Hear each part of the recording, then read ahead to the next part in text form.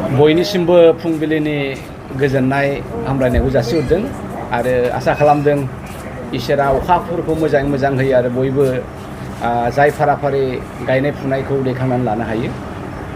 दिनै जोङो बे फुंबिलियावहाय बेनि थाखायनो जोङो मिडिया बिथांमोनखौ लेंहरनाय जादों। सम सम गमामायैनो मानसिफ्रा बोराबो, थेवब्लाबो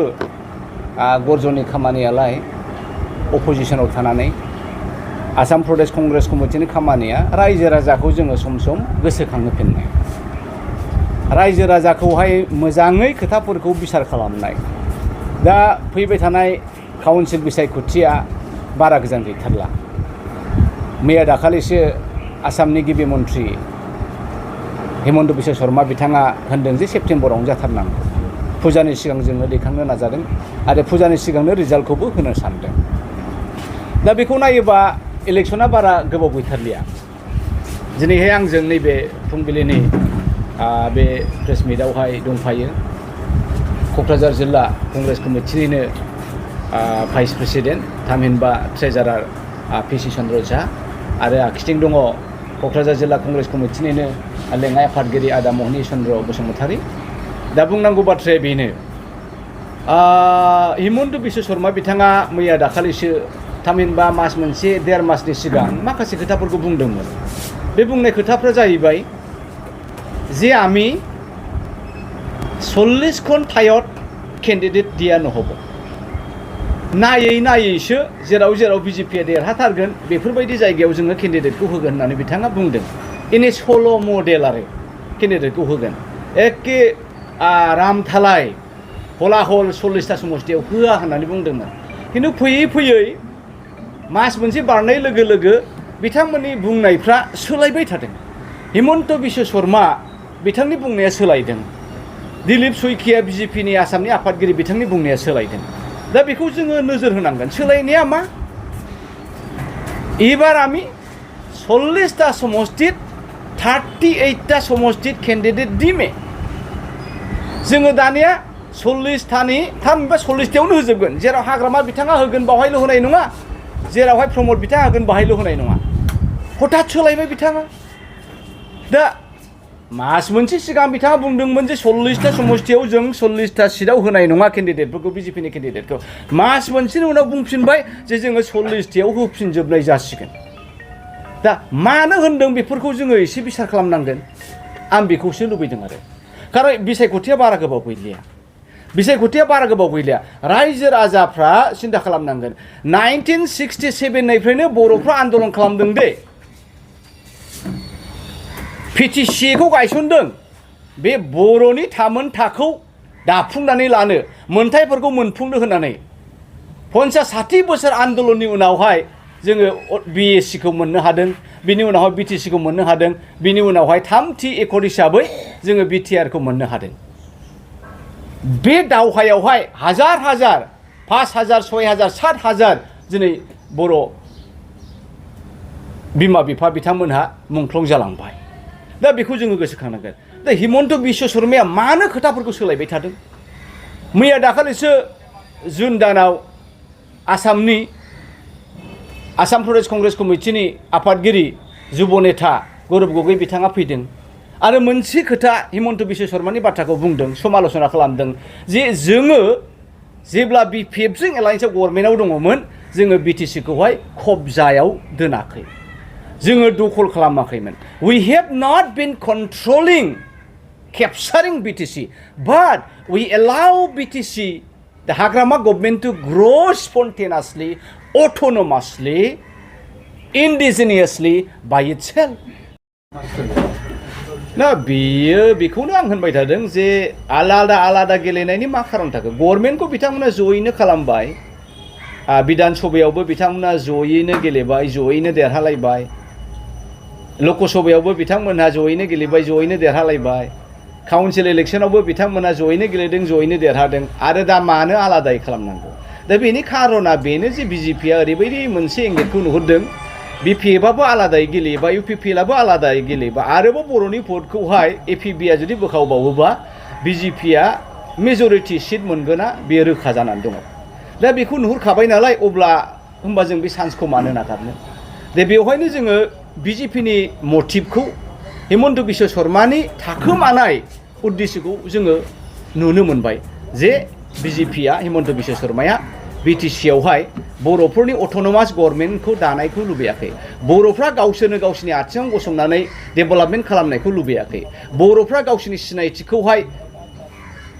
दाथि खालामजानायखौ बिथाङा लुबैयाखै जोंनि कालचार जोंनि मावनानै दांनानै जानाय जारिमिनारि बाथ्राफोरखौहाय गायसननायखौ हिमन्त बिश्व शर्माया लुबैयाखै गोदो जेरै आसामनि कन्ट्रलाव दंमोन बेखौनो बिथाङा लांफिननायनिसो सेर फाखायनानै दङ दा बेखौनो जुदि जोङो मिला मिसा आसाम गभर्नमेन्टजों जुदि जोङो सरकारखौहाय लुबैमारदोंब्ला गोदो जेरै दङ होमबा मानोथो एफा गोबाव आन्दलन खालामखो मानोथो एफाबां ब्लाडसेड जाखो मानोथो बिएलटि मानोथो एनडिएफबि मानोथो एबसु थाखो दा बेखिनिखौ जोंनि रायजो राजाफ्रा साधारनै बिजिरनो हानाया खोब दरखार मिशन बिटिआरनि थांखिजों गिबि मन्थ्रिखौ हिमन्त शर्माया बिटिसिआव सानबानि थाखाय दं सम सम बावो माथो लिरमारामोनब्रा होननानै सानगोन एम्स एन्ड अबजेक्टिभ बिटिसि एकर्डनि अबजेक्टिभखौ आं फरायनि the objective of the agreement are to create an autonomous self governing body autonomous self माने गाव खुंथायनि मोनसे गभर्नमेन्ट बानायनायसो to be known Bodoland territorial council within the state of Assam and to provide constitutional protection under 6th schedule to the said autonomous body in order to fulfill economic, educational and linguistic aspirations and the preservation of land rights, socio-cultural and ethnic identity of the Bodos and to speed up the infrastructure development in BTC area. दा बर' रायजो राजाफ्रा नैबे बिसायख'थि फैनायनि सिगां सोरनोबा भट होनायनि सिगां बेखौ सिन्था खालामनांगोन जे बिजेपिनो भट होनाया गाज्रि जागोन ना मोजां जागोन होयोब्ला मानो नों बे 50-60 बोसोर आन्दलननि उनावहाय एकर्ड जाखांबाय बिटिसि एकर्ड जाखांबाय बिटिआर एकर्ड आरोबाव सोरनिबा कन्ट्रलखौहाय खर'आव रुजुनानै लानाया गाहाम जागोन ना आं नैबेखौसो रायजो राजाखौ सानजानो लुबैदों खारन बियो एक्चुअलि नंथारगौआव बियो दखलसो बियो कन्ट्रल खालामनाय मानो होनोबा दा केन्डिडेटनि बाथ्रायाव बुं 40थायाव बिथांमोना 40थाबो होजोबगोन जेराव हाग्रामा बिथाङा होगोन जेराव प्रमद बर' बिथाङा होगोन बावहायल' होनाय नङा बिनि मानिया मा नोङो सिगाङाव होनबाय जोङो जेराव देरहाथाव बाहायल' होगोन बिथांमोना दिनै टेस्ट मोनबाय ओहो बिटिसिखौ नागारजानाय नङा हाग्रामाजों लोगो जाबाय हाग्रामाखौ जोगारबाय प्रमदजों लोगो जाबाय गभर्नमेन्ट दाबाय 5 बोसोर जोब्बायानो दिनै प्रमद बर'खौ बिथाङा जोगारलायबाय बिथाङा मा होनबाय जोङो बिपिएफखौबो लाफागोन जोङो इउपिपिएलखौ लाफागोन जोङो डक्टर आब' अनजालिनि एपिबिखौबो जोङो लाफागोन मैया दाखालि होनबाय बियो मास मोनसे मोननैनि सिगां जे बिटिसिआव मोनसेल' पार्टी थानाया बर' जनगोष्ठीनि थाखाय मोजां आरो नै दिनै होनफिनलायबाय मोनथामखौबो जोङो ज' लानानै जोङो सासन खालामगोन दा बेनि उद्देश्यआ मा रायजो राजाफ्रा मिथिनाया खोब मोजां हिमन्तआ बिटिसिखौ कन्ट्रलसो खालामदों बिटिसिखौ सेफिनोसो नाजादों दा आं बेखौनो बुंनो सानदों रायजो राजाया सिन्था खालामदो एबारावहाय इलेक्शना बारा गोजान गैथारलिया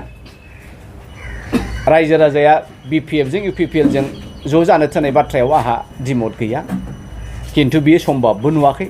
खिन्थु नोंथांमोनहा आं बेखौनो बासिनो सानदों दिनै बुंनो सानदों जे बिजेपिया दखलसो खालामो नाथाय कंग्रेसआ खालामाखै गौरब गगैया बे खोथाखौ होनदों जे जोङो जेब्ला बिटिसिआव हाग्रामाजों दंमोन जोङो हाग्रामाखौ एखेबारे गाव हारसिङै आबुं भाबै खुंनो थाखाय जोङो सुबिदा होदों आरो जोङो बाहाय आखाइ होआखै नाथाय हिमन्त बिश्व शर्माया दिनैहाय गासिखौबो कन्ट्रल खालामजोब्बाय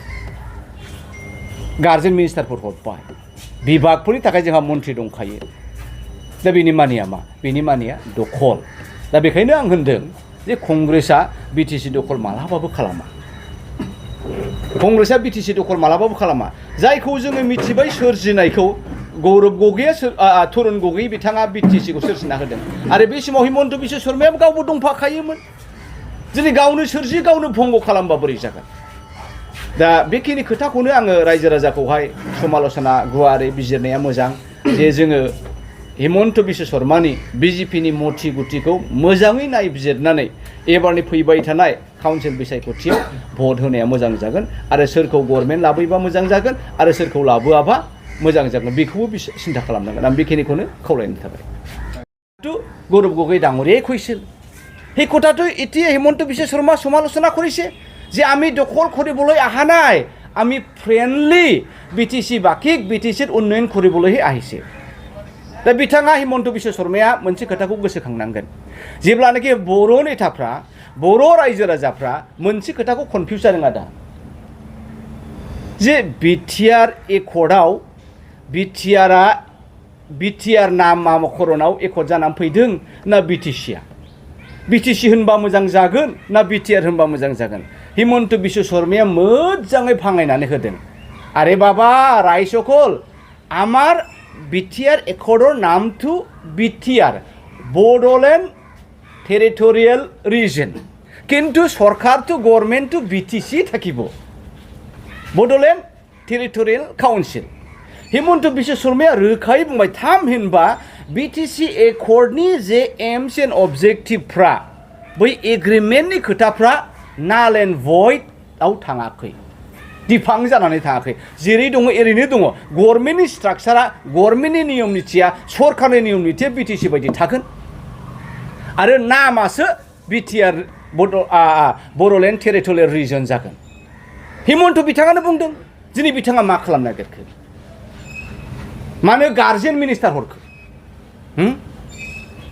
हिमन्त बिश्व शर्माया मानो गार्जेन मिनिस्टार हरखो बिटिसियावहाय 1.5 बोसोर जाबाय आजिलय गार्जेन मिनिस्टारनि खारना मा जोंहा 6 शेड्युल प्रोविजननि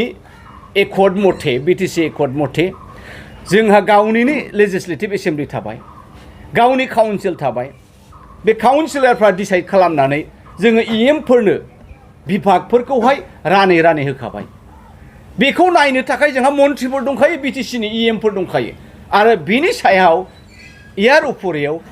मानि थाखाय गार्जेन मिनिस्टार थाखो हैथु होइसे हिमन्त बिश्व शर्मा डाङरिया दख'ल बेनो जाहैबाय बिटिसिनि बिटिआरआवहाय बिटिसिखौ दख'ल खालामनाय बिथाङा बेखौ बुजियाखै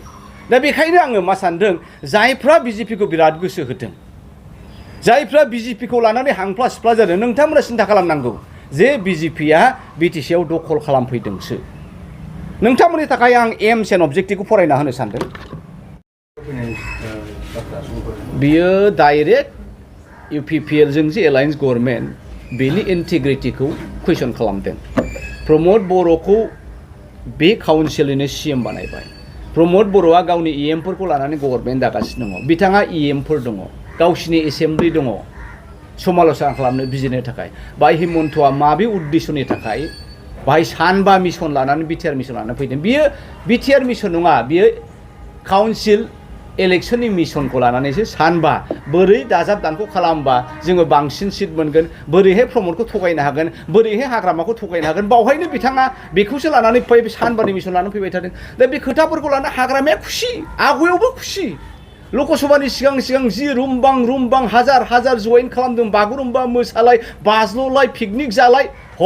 इलेक्शननि जेब्ला 1 माससो सिगां गैला एकबारे गुबै लरहायबाय सोरबाया बुंबाय 3 कौटिना 13 कौटिनि हिमन्तनो फानखोनो गरजनखौथ' होनबाय बियो 50,000नि बारा गरजना मोना 50,000 जेनदों दा बेफोर खोथाखौ बुजिनांगौब्रा खनसे नङा खननै नङा हाग्रामाया गले हिमन्तजों थगायजाबाय आरो बबेबा खोथाखौ बिराद गोदै लानानै सामफ्रामबो एखे जाफुंगा खिफुंगा मिनिस्रा जों देरहाथारगोन जों गभर्नमेन्ट दाथारगोन हा बिजेपिखौ लानानै हारसिं दाना नोङो हायोब्ला मानो बिजेपिखौ नांगौ आरो हायाबा नोंनि फंबायखौ लाफानानै नों दाना मानो मालायखौ नांगौ फालाय दा बुंगौमानि खोथाफ्रा लावगौ आं बे नोजोरजों नायदों आरो जे हिमन्त बिश्व शर्मानि सानबानि बिटिआर मिशना बे इलेक्शन मिशनसो बेखौनो बिटिआर डेभेलपमेन्टनि मिशन नङा जोङो मारै देरहागोन मारै देरहाया बेखौसो खना खनला नायनो थाखाय बिथाङा फैगोन